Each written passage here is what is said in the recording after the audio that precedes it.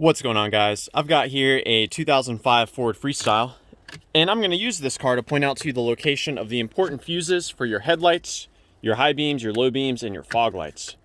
Now, we're first going to move down under here.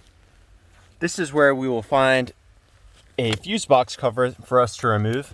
You're supposed to be able to grab this and pull it, although some of you will have to bend these little tabs here on the side, but this will pivot open.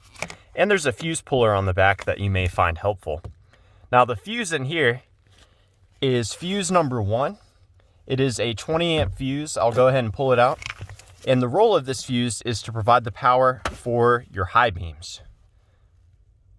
So I'll just pull that out here. The rest of the fuses are going to be under the hood. And I will tell you, a lot of what goes on with the headlights is controlled by this smart junction box. There's some relays and some logic boards that are internal. So a very important component there.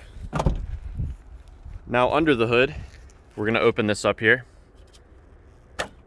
So the smart junction box receives power from 2 fuses.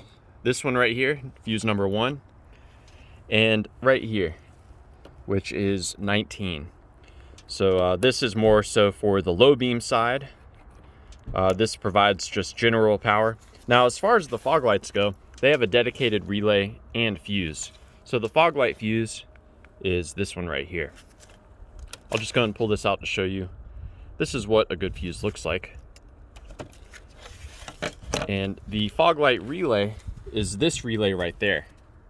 Now that relay is computer controlled.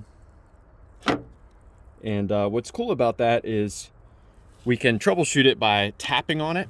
So that's normally my go-to thing. I'll have the fog lights turned on and I'll tap on the relay. Sometimes relays can get stuck.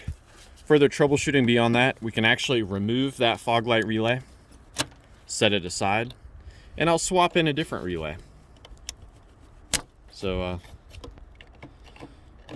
yeah.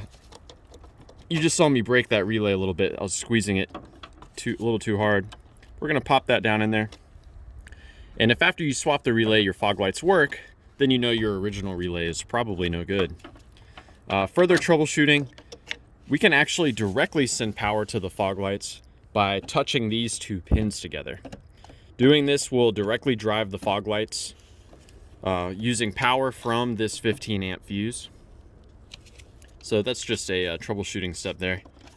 Now I do have another video about how to change all those bulbs, so be sure to check that out.